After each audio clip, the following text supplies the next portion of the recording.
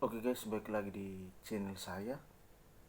Jadi di video kali ini saya akan melanjutkan pembahasan dari uh, pembacaan sebuah puisi Kashmir dan kritik sastra atas puisi tersebut.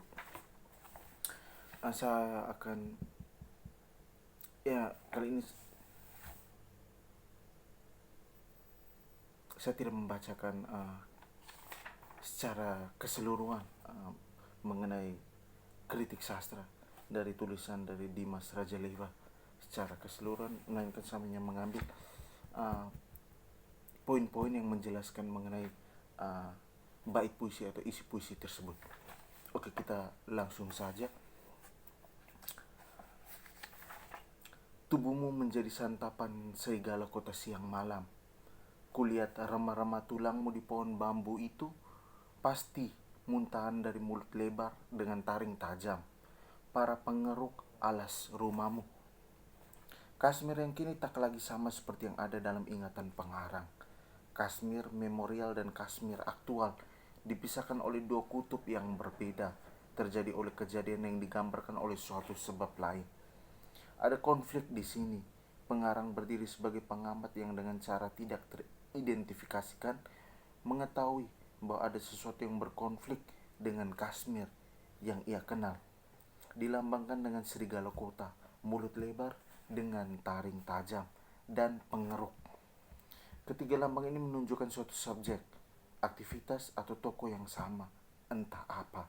Sekali lagi pengarang menampilkan ironi yang dirasakannya lewat pernyataan yang tidak perlu dijawab, lewat pertanyaan yang tidak perlu dijawab, karena pengarang sendiri menjawab dan tahu jawabannya. Kemanakah harmoni yang menggema, yang gaungnya mendamaikan jiwa-jiwa rapuh di seberang? Ada yang hilang dari Kashmir yang dahulunya adalah sebuah oase yang memberi kesegaran bagi banyak jiwa. Kehilangan itu digambarkan lebih jauh lewat deskripsi berikut. Ada kata yang tak terucap, banyak nada yang tak lagi berbunyi, yang dahulu sempurna, kini lenyap entah kemana. Kisah hidup, tempatmu menyatu bersama alam, telah gersang, bahkan berlubang.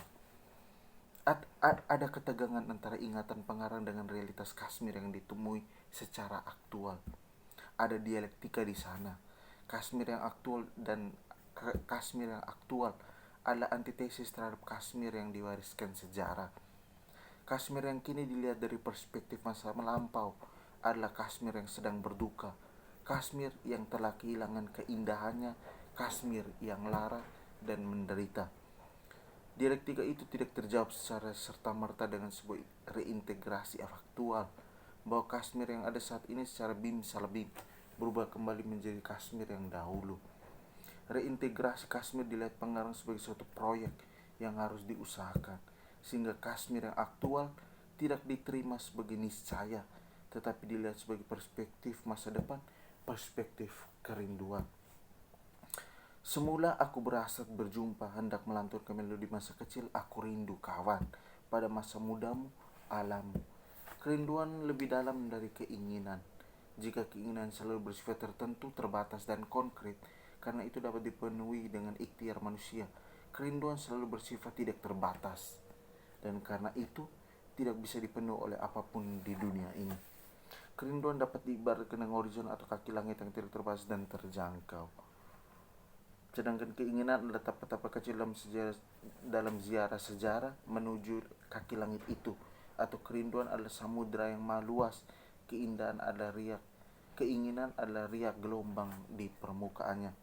Kerinduan pengarang akan Kashmir adalah abadi. Reintegrasi yang dilakukan adalah long life project. Oke, saya langsung ke penutup dari kritik sastra ini. Historitas manusia adalah sebuah dimensi dinamis dengan skala dialektika yang perlu direfleksikan dari masa ke masa. Ingatan dan kerinduan yang menopang jati diri manusia aktual adalah juga ingatan dan kerinduan akan suatu lingkup hidup alamiah yang menunjang seluruh perkembangan manusia dalam segala matranya.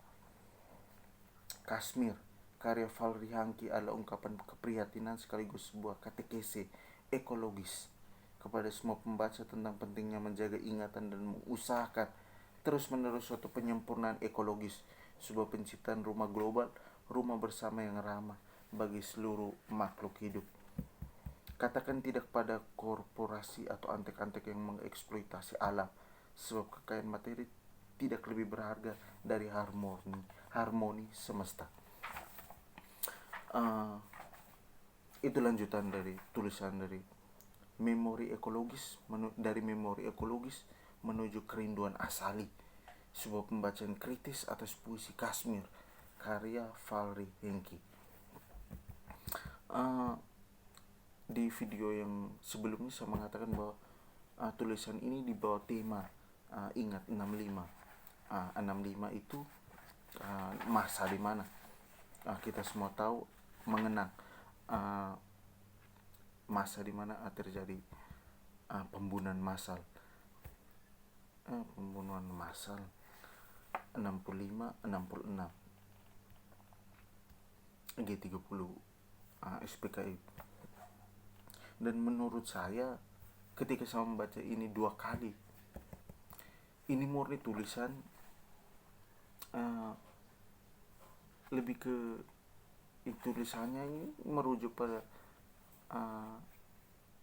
ekologis, lingkungan hidup. Tidak ada menyinggung atau berkaitan dengan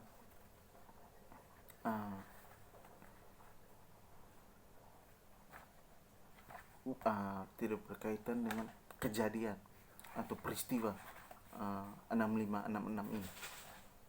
Dan menurut saya kita hubungkan saja, kita coba hubungkan atau saya coba hubungkan mengenai puisi Kashmir itu sendiri.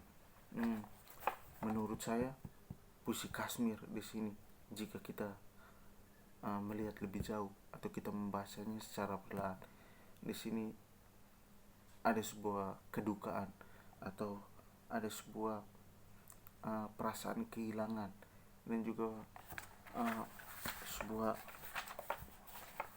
kesedihan. Ini dia mengatakan seperti ini.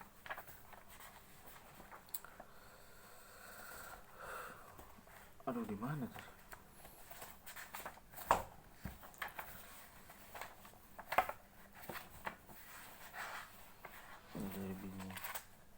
Dia mengatakan seperti ini.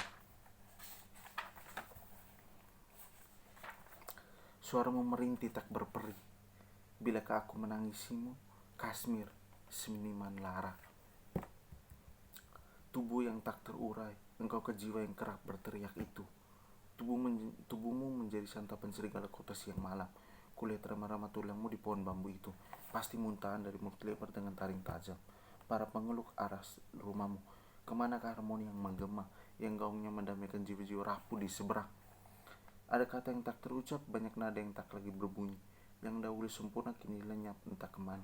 Kisah hidup tempat menyatu bersama alam telah gersang, bahkan berlubang. Semula aku berasa berjumpa anak melantung melodi masa kecil, aku rindu kawan pada masa muda alam. Jadi di sini penulis dan puisi tersebut ini dia menulis tokoh Kashmir. Jadi semacam narasi, dia menceritakan mengenai perjuangan Kashmir itu sendiri, kesedihan Kashmir itu sendiri, bahwa bilakah aku menangisimu, Kashmir, seniman lara. Kashmir di sini adalah sebagai Kashmir, seniman, seorang seniman yang lara,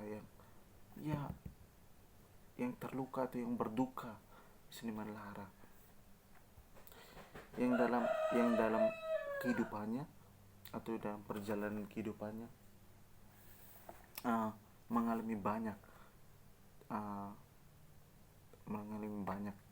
pergolakan hidup atau mengalami banyak permasalahan. Jadi dia mengisahkan atau dia menceritakan atau mengisahkan mengenai Kashmir itu sendiri. Di sini penulis sebagai pengarang penulis sebagai tokoh utama dalam menceritakan, penulis sebagai skenario, pemilik skenario melalui tokoh utama yang ia gambarkan. Jika kita hubungkan dengan tahun 65, masa dimana kita coba hubungkan saja atau mengambil benang merahnya. Di sini kita dapat melihat bahwa Kashmir ini dapat kita jadikan sebagai tubuh atau orang-orang yang mati atau orang-orang yang dibantai saat itu, yang dia di sini, penulis ini mengalami suatu dia mengalami atau dia melihat kembali, mengenang kembali bagaimana orang-orang yang dibantai atau dibunuh. Setelah itu bagaimana hak asasi manusia itu tuh tidak berlaku atau tidak ada sama sekali, bahwa orang tidak membiarkan orang lain hidup tuh, membunuh orang lain. Martabat manusia seakan-akan tidak dipandang lagi. Dan di sini kita bisa kaitkan seperti itulah kalau menurut saya mengenai puisi dari Fahri Hamzah mengenai Kashmir. Dan dia mengatakan bahwa hendak melantunkan melodi masa kecil, aku rindu kawan pada masa mudamu alammu, bahwa kepergian mereka, kehilangan atau kematian mereka menjadi apa tuh kok, kerinduan menjadi suatu luka bagi orang-orang yang saat ini masih ada atau mengenangnya atau melihat kembali mereka atau menceritakan kembali kisah saat itu, bahwa mereka merindukan kebersamaan dengan orang-orang yang telah tiada. Oke, saya pikir mungkin ini saja penjelasan dari saya, karena ketika saya baca ini saya tidak menemukan titik temu antara di bawah tema 65 ini dengan tulisan yang dibangun mengenai kritik sastra itu sendiri. Jadi saya membuat kesimpulan atau saya coba menghubungkannya ini secara spontan ketika saya membacanya ini. Oke, terima kasih untuk yang sudah nonton. Kita akan bertemu lagi di video dengan kata dan penjelasan di video berikutnya.